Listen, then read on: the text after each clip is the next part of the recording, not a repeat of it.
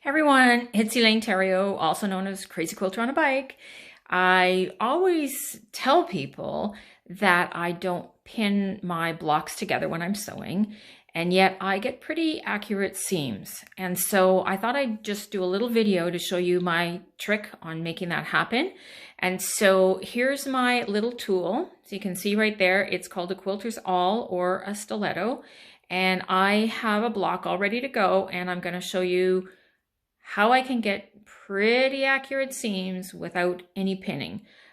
Pinning is okay. I like to pin on borders or long things, but what I find is that pinning can actually be pretty inaccurate because the pins will shift, and the quilter's awl or the stiletto will not shift at all. So just hang on. I'm going to get the camera set up to show you that on the sewing machine, and you'll see exactly what I mean. Okay, so we're going to give this a shot here. So I've got my two pieces of fabric sewn together, ready to do the final join. And you can notice that the seams are pressed in the opposite direction. So on the top, you can see they're pressed this way, and on the bottom, they're pressed in the opposite direction. So that's going to allow me to nest those seams together. But if I were to just start and sew it together, I don't know that those intersections are actually going to match up. So that's why I'm going to do it this way. So I'm going to start by taking the top two pieces, or the edge, and I'm going to make sure that it's lined up. And I'll actually use my stiletto to just kind of get it, set up in place. And then I'm going to start to sew. And I'll sew for about 1/4 inch, and then I'm going to stop.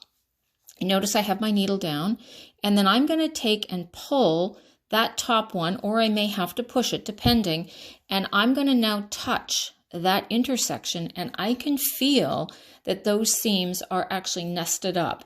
If I can feel a lump, that means that the seams are sitting on top of each other, and if I can feel a gap, it means that their seams are too far apart. So then I'm going to continue to sew.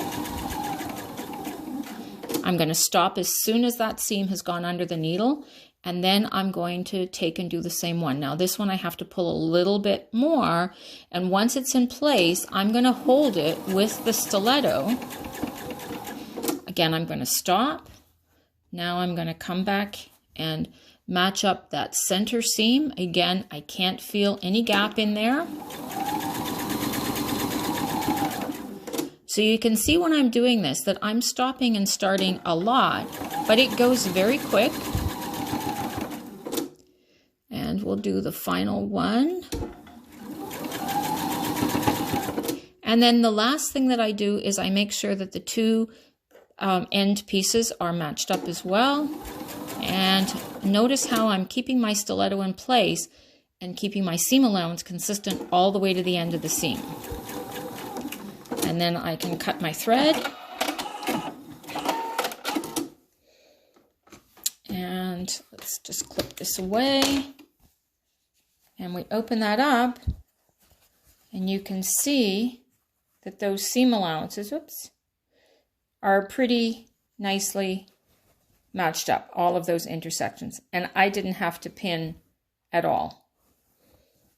All right, hope that helps.